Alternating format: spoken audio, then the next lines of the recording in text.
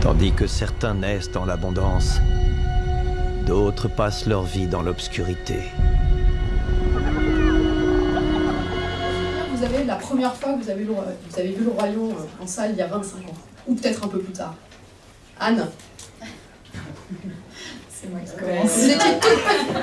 Vous étiez toute petite. Alors moi, je ne me souviens pas vraiment de la première fois où je l'ai vu, mais par contre, je l'ai vu vraiment un millier de fois, ce film. Donc je le connaissais, je le connais vraiment par cœur. Et alors pourquoi un millier de fois? Parce que ça fait partie je pense que ça fait partie des histoires qui, bizarrement, touchent tout le monde, quel que soit ce qu'on a vécu, quoi. Il y a... En fait, toutes les histoires dans le film sont oui, sont des choses auxquelles on peut dont on peut se rapprocher, quoi. Et c'est ça, je pense, qui touche la plupart des gens qui regardent. Après, moi, voilà, j'étais enfant, c'est l'enfance, et on retrouve un peu notre petit cœur de bébé, quoi.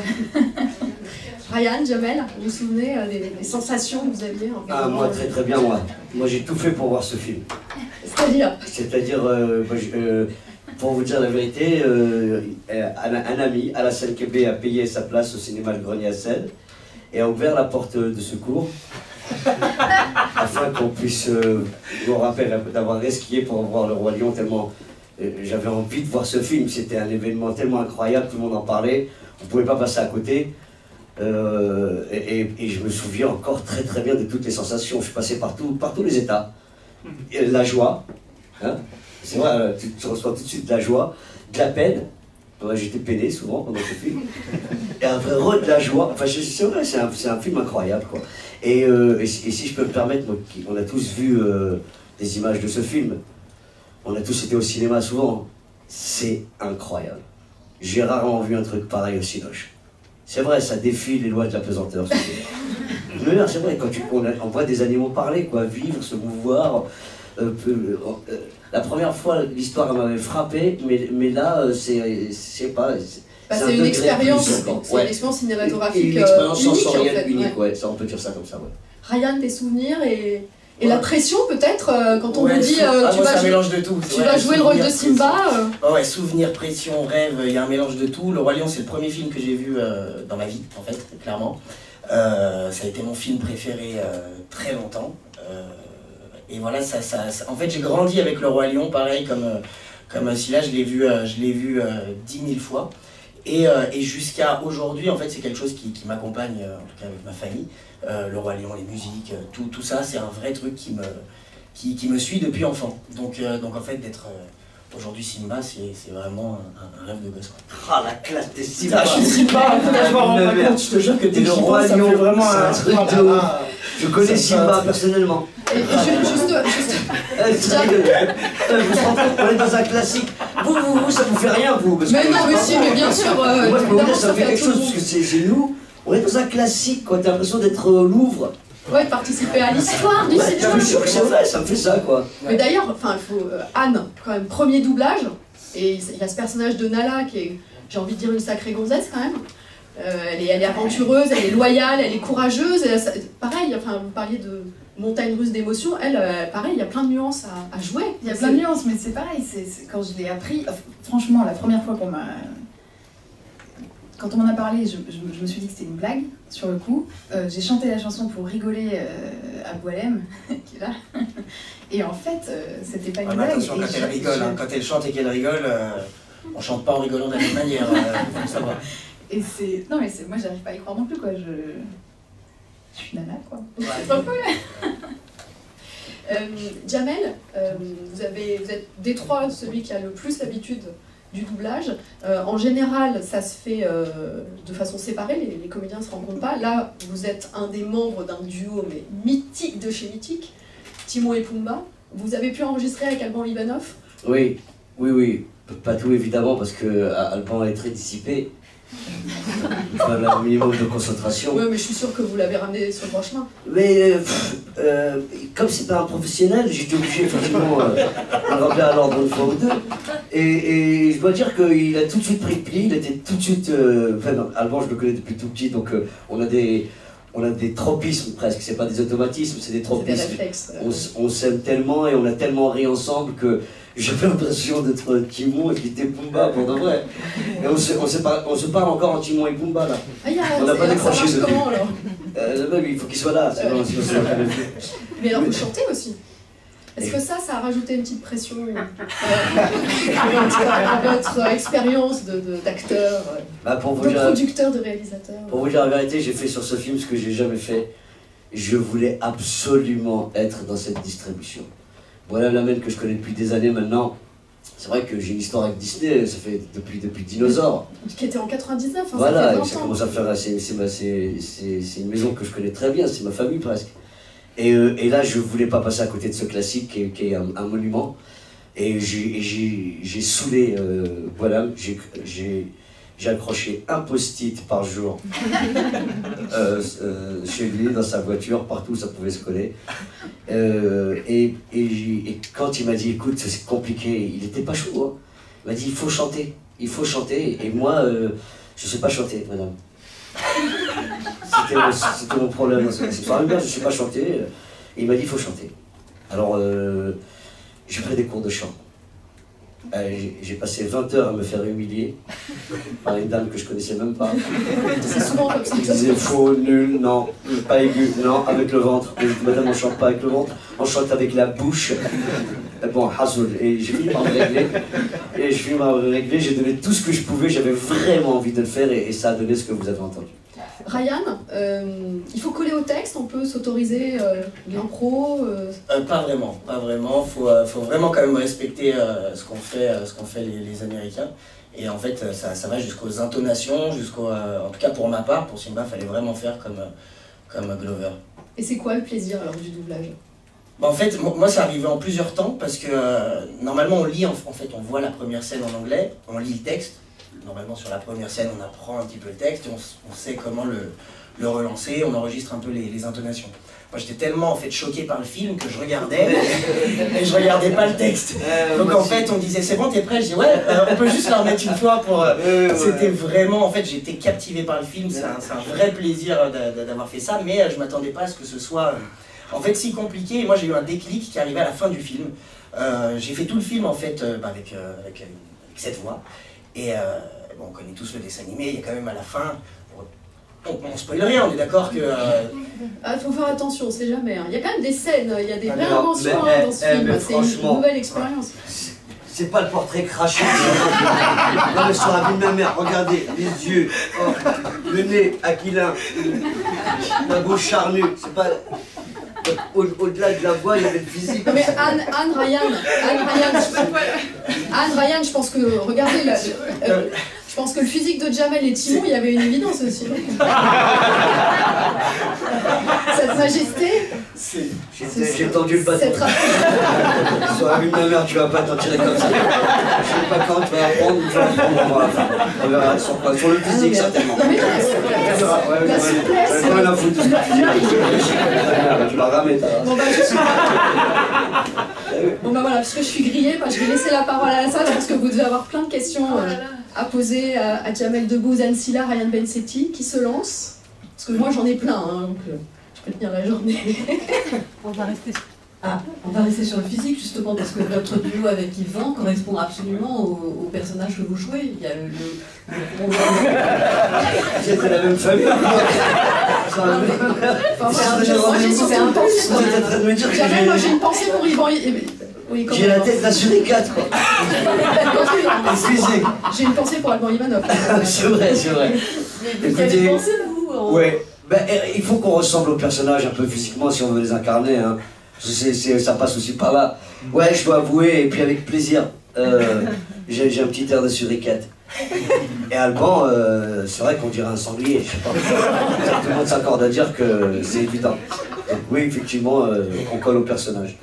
Non mais on sait que pendant le doublage, souvent vraiment vous jouez autant avec votre voix qu'avec votre corps, tous. Ouais. Moi j'ai pu voir certaines séances de doublage, enfin vraiment il y a un engagement du corps, je pense même que la cabine doit être trop petite des fois. Comment répondre à ça? Non, mais alors Nala, elle est toute en élégance. Ouais, Mais... Non, est-ce que vous avez senti que vraiment vous engagiez votre corps autant que votre voix? À des moments, quand elle bougeait, enfin quand la lionne bouge, effectivement, je faisais en sorte d'avoir un mouvement quand je parle, parce que sinon ça me faisait bizarre, mais j'ai pris trop ça au sérieux, on m'a dit la calme-toi, il faut arrêter de bouger. mais oui, on essaye quoi, de coller au personnage. Ah, puis, il y a Là, des moments en l'occurrence, il y a des moments qui bougent un peu plus. Moi je sens en tout cas que Simba, il y a plein de moments où il force, donc fallait quand même bouger un petit peu, et des moments il dort, il se tourne. Donc c'est des. Voilà, faut jouer aussi avec le physique, malgré que ce soit juste de la voix. Une autre question? Alors j'avais une question pour Ryan Bensetti. Oui. Donc avez-vous ajouté une touche personnelle au personnage que vous avez doublé dans la version française qu'on ne retrouve pas dans la version originale? Non, je me serais pas permis. Là pour le coup c'est Disney, là on s'attaque vraiment à un grand classique, et j'ai pas, en fait je peux pas rajouter des petits trucs qui viennent de moi ou autre. Là j'ai essayé d'être le plus pro, le plus carré possible, et surtout il y a quand même une attente derrière Simba, et j'ai pas envie que les gens soient déçus parce que j'ai fait, on va dire, du Ryan Bensetti. Fallait être Simba. Voilà. Moi j'ai rajouté une phrase en arabe, vous allez... Ah oui, je la trouver. Mais attends, Jamel, je me permets. J'espère que ça va pas trop sur la Disney. Jamel, je me permets, il n'y a vraiment aucune impro. Moi j'avais l'impression qu'il y avait des fins de phrases. On entend des petits dialogues qui se poursuivent alors que le son avait. On a vraiment l'impression qu'il y a eu de l'impro. Alors je vais vous dire la vérité, je crois que c'est la première fois de ma vie que j'accepte ça. Voilà m'a été intransigeant là-dessus, ça fait longtemps qu'on se connaît. Et il voulait absolument que je ne sois pas moi, mais que je sois Timon. Et alors là, c'était compliqué, parce qu'effectivement, j'ai toujours tendance à improviser, à aller chercher des choses, des sons même, des fins de phrases, comme vous dites. Mais il a été intransigeant, il n'a pas voulu qu'on sorte du texte et qu'on colle à la réplique. Il m'a dit c'est un classique. C'est pas le film à ta mère. C'est un classique, on reste classique. Là, c'est vraiment une partition avec laquelle il faut pas. C'est déjà extraordinaire. Qu'est-ce que tu vas rajouter à l'extraordinaire, toi? J'ai écouté. Une question, monsieur? Question pour Jamel. Vous savez ce que c'est que vous frottez à un film d'animation? Quelles caractéristiques techniques vous avez le plus bluffé quand vous avez découvert Le Roi Lion? Ah, alors le rendu est incroyable. C'est effectivement, pour avoir fait un peu d'animation, j'ai eu la chance de côtoyer des grands studios comme Prana en Inde. Ils ont fait Pi, le film Pi, l'Odyssée de Pi, où déjà il était question d'un tigre. Mais là, j'ai pu voir qu'on était passé à une autre stratosphère, quoi. Parce que souvent on néglige. On peut s'acharner à faire un bon personnage et à négliger un peu les décors. Là, tout est travaillé à la perfection, dans le moindre détail. On s'y perd vraiment. J'adore les reportages animaliers, j'adore les Disney, j'adore les films d'animation. Et là, franchement, on est un peu perdu, quoi. Au départ, on sait pas où on est tellement c'est réel. Aujourd'hui, ils réussissent à faire des matières qui sont vraiment confondantes. L'eau, par exemple, dans les mots, par exemple, on a pu le constater, on a vraiment l'impression que c'est presque de la matière.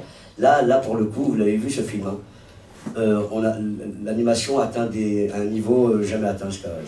Oui, puis on est au-delà de l'animation, en fait. Il y a un mélange de prise de vue réelle, de ce qu'on appelle de l'image photoréaliste. Donc il y a du travail par ordinateur, mais moi je trouve qu'il y a un réalisme qui est fou. Et il y a la poésie malgré tout, d'avoir des animaux qui parlent. Oui, le plus dur c'est d'avoir donné de l'âme à ces personnages, c'est ça le plus compliqué.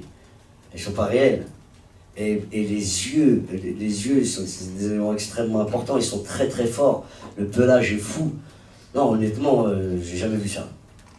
Une autre question? J'aurais voulu savoir si c'était vous qui jouez aussi Simba enfant. Est-ce que vous changez votre voix pour ça? Non, normalement. J'aurais bien aimé, hein, pourquoi pas, mais non, ça a été donné. Alors je sais plus comment il s'appelle le comédien, mais c'est un jeune... Jean-Paul Belmondo. Voilà. Un petit jeune qui monte. Ryan, justement, vous disiez que les premières fois vous étiez tellement bluffé. Ouais. Par les images que vous oubliez Ouais, et puis en fait, le pire c'est que on est pris par le moment, et on n'a pas vraiment le temps on a l'impression de mal faire en fait. On se dit, putain, on aurait pu mieux faire. Et en fait, on est arrivé à la fin du film. À la fin du film, on double du coup la bagarre de Scar et de Simba. Et en fait, à ce moment-là, on connaît tous cette phrase clé de part loin et ne revient jamais.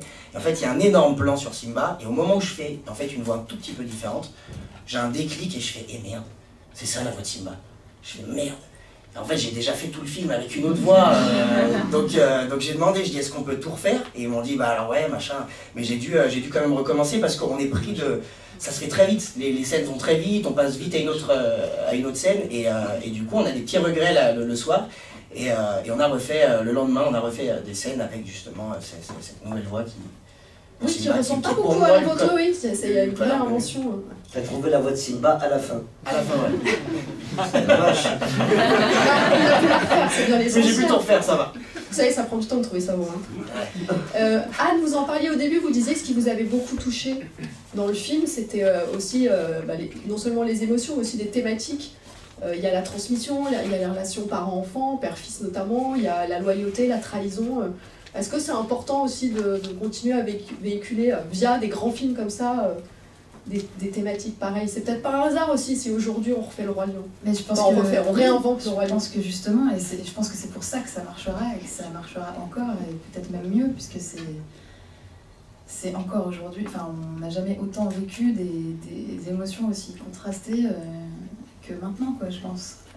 Elles sont beaucoup plus nombreuses et je pense que les gens, et moi en tout cas quand j'ai vu les petits bouts du film que j'ai doublé, ça m'a vraiment marqué, même la culpabilité. Enfin il y a plein d'émotions cachées dedans en fait. Et je pense que c'est pour ça que ça parle à tout le monde et c'est pour ça que ça parlera encore. Oui, il y a toute une nouvelle génération qui va peut-être d'abord voir ce nouveau film, puis redécouvrir le film d'animation. Vos enfants, Jamel, ils ont vu il y a 25 ans, ils ont été élevés. Mais ils le connaissent par cœur, bien sûr, évidemment, ils adorent et puis ils ont hâte d'être à ce soir pour voir le film. Ils sont comme des ouf. Question dans la salle? Bonjour, vous avez évoqué justement le classique d'il y a 25 ans. Est-ce que vous avez peur ou l'espoir que ce nouveau film devienne un classique et qu'il remplace le précédent? Je pense que chacun a sa place. Je pense que ça se consomme complètement différemment. Effectivement, nos enfants ont un œil complètement éduqué. On n'a pas la même perception des choses avec nos gosses, mais pourtant, je pense que l'histoire est tellement intemporelle, elle est tellement universelle. Les dialogues, les situations sont tellement fortes que ça dépasse les générations. Je ne peux pas vous dire, moi je prendrais autant de plaisir à voir le classique, quoi qu'il arrive, mais c'est vrai que ça c'est quand même une expérience sensorielle incroyable. C'est ça, il y a deux expériences visuelles et sensorielles complètement différentes. Et puis vous avez vu le film dans celui-là, il y a aussi des nouvelles scènes, parce qu'on a beaucoup dit ah mais ça va être du plan par plan et tout. Et il y a un vrai respect de l'original, mais en même temps il y a plein de petits ajouts. Alors moi je trouve que c'est super agréable aussi de se faire surprendre. On nous offre une Madeleine de Proust sur un plateau en fait. Et de pas améliorer parce que c'est pas la question, mais on nous l'offre juste pour le simple plaisir de le revivre, mais d'avoir des petits côtés qui vont être nouveaux. Voilà. J'ai adoré Charles Aznavour et j'ai adoré la reprise de Dr Dre en a fait. Et pourtant les deux sont formidables, incroyables et à entendre de manière complètement différente avec le même plaisir. Madame, une question? Oui, je suis allée voir le film ce matin avec mes deux filles qui connaissaient le dessin animé. Est-ce que vous ne trouvez pas que, bon j'en ai vu plusieurs, Aladdin notamment, et Dumbo, est-ce qu'aujourd'hui, donc 25 ans après, on n'est pas un cran, c'est pas un cran plus stressant et plus... est-ce que les enfants ne sont pas plus préparés à des films qui font un peu plus peur, moi j'ai trouvé? Essayer de répondre Françoise Dolto. Moi je fais des vannes qui ne marchent pas, je ne dis plus rien. Vas-y Françoise, c'est toi. Et Gérard. Moi je me souviens d'avoir eu peur en voyant le film il y a 25 ans. Hein. Mais de toute façon, dans tous les films Disney, exact, tu as raison. Disney pour Walt, parce que j'ai bien connu, pour avoir un peu lu sur Walt, il s'est inspiré de contes ancestraux. Il a été cherché chez Aesop, chez Grimm, Et quand on lit Psychanalyse de contes de fées de Pételaïm, on se rend compte que rien n'est nié et que la peur, au contraire, c'est un élément très important, d'abord pour raconter une histoire et pour éduquer les enfants. Il ne s'agit pas de les stresser, il s'agit juste de leur raconter la vie en les faisant légèrement rêver.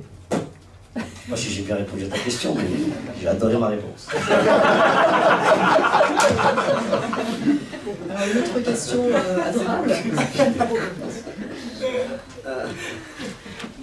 Bonjour.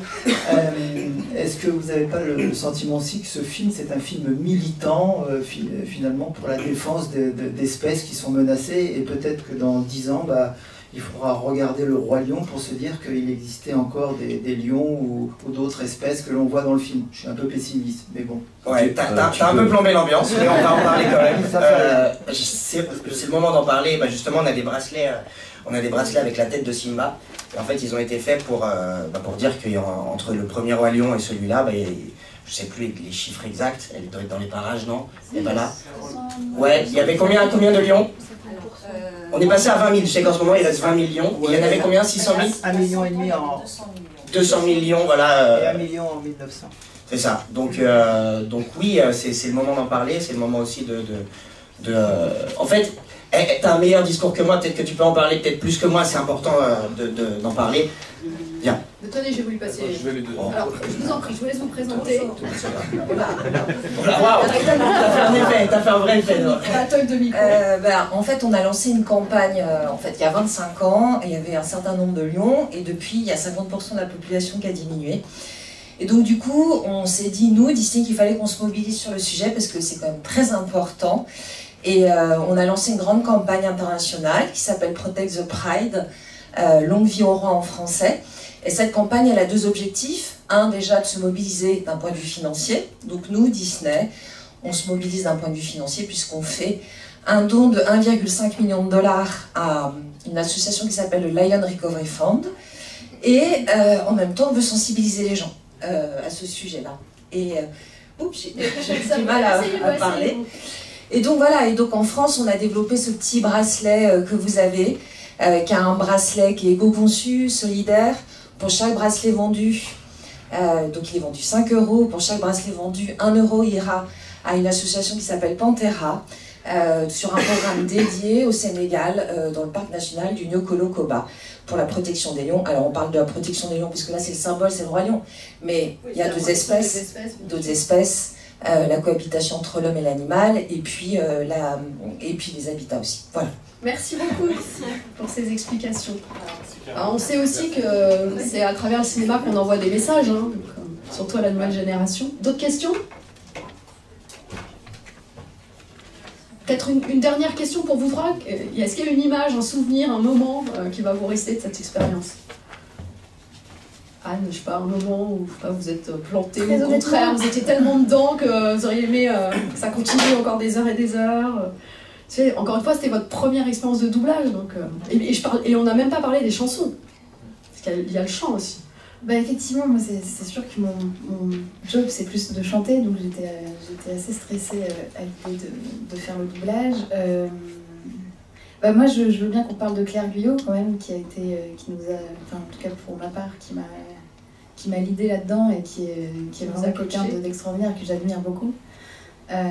Et s'il y a un moment, c'est peut-être bête de dire ça, mais vraiment le moment qui m'a marqué le plus, en fait, c'est quand Boilem m'a proposé, quoi, parce que je m'attendais vraiment pas à ça, et voilà, je vis un truc de dingue, donc voilà, merci. Ryan? Ouais, moi je t'avoue que c'est pareil, c'est la réponse quand j'ai eu la réponse. Parce que il m'a envoyé ça par texto, l'enfoiré. Vraiment par message, et il m'a dit... non, il m'a dit... Non, s'il m'avait mis tu es Simba, j'aurais compris tout de suite. Non, il m'a mis un truc, c'est parti. Et en fait, comme ils envoient les essais aux États-Unis, moi je me suis dit, ok, mortel, les essais sont partis. Et je lui réponds, la réponse c'est quand? Mardi, machin. Il me fait, t'as pas compris, tête de con, c'est toi, Simba. Et là, matin, champagne, je vous le dis, 10h du matin, champagne. Voilà, donc non, j'étais, c'est la grosse surprise, moi, vraiment pour le coup de faire Simba, c'est un rêve de gosse, et là du coup, j'ai pu cocher ça dans la liste. Dans la to-do list. Jamel, encore une fois, vous avez beaucoup d'expérience et pas des moindres. Enfin, il y a encore quelques semaines, c'était Toy Story 4. Oui. C'était un régal aussi. Donc là, est-ce qu'il y a un petit... C'est quoi le petit supplément d'âme de cette expérience? Ben, je me souviens très clairement, c'est le jour où ils m'ont payé. J'avoue, j'étais très touché. Et je remercie encore une fois Disney. C'est générosité. Quand même, ils sont différents des autres. En temps et en heure. Alors, pour vous dire la vérité... Dieu merci, ils le font pas pour l'argent. Non, vous n'écrivez pas cette connerie, mais j'aime pas être sentimental, mais c'est vrai qu'il y avait un truc un peu sentimental. Ça fait 20 ans que je travaille avec Gualam, on est vraiment des amis. Voilà, il faut que vous entriez un petit peu plus dans la salle. Ouais, c'est la vérité, parce que franchement, il m'a poussé vers mes tranchées. J'étais pas censé chanter, je me suis mis à chanter. J'ai adoré ça et je vais continuer. Et puis j'ai joué dans une partition incroyable, un classique, un truc qui me suivra toute ma vie, avec mon ami d'enfance, Alban Ivanov, à qui j'ai donné des cours d'improvisation théâtrale quand il avait 13 ans. On était tous les deux derrière cette barre avec mon pote pas loin, ce classique devant nous. Ouais, j'ai eu 2-3 moments où je me suis dit, j'adore ma vie. La vie est belle. Ah ouais, et c'était très agréable. Au-delà de plein de choses, c'était super. Merci beaucoup à tous les trois, puis merci pour le plaisir que vous nous avez apporté, parce que vous avez fait nous aussi Merci beaucoup, le film sort le 17 juillet. Merci à tous d'être venus. Et puis...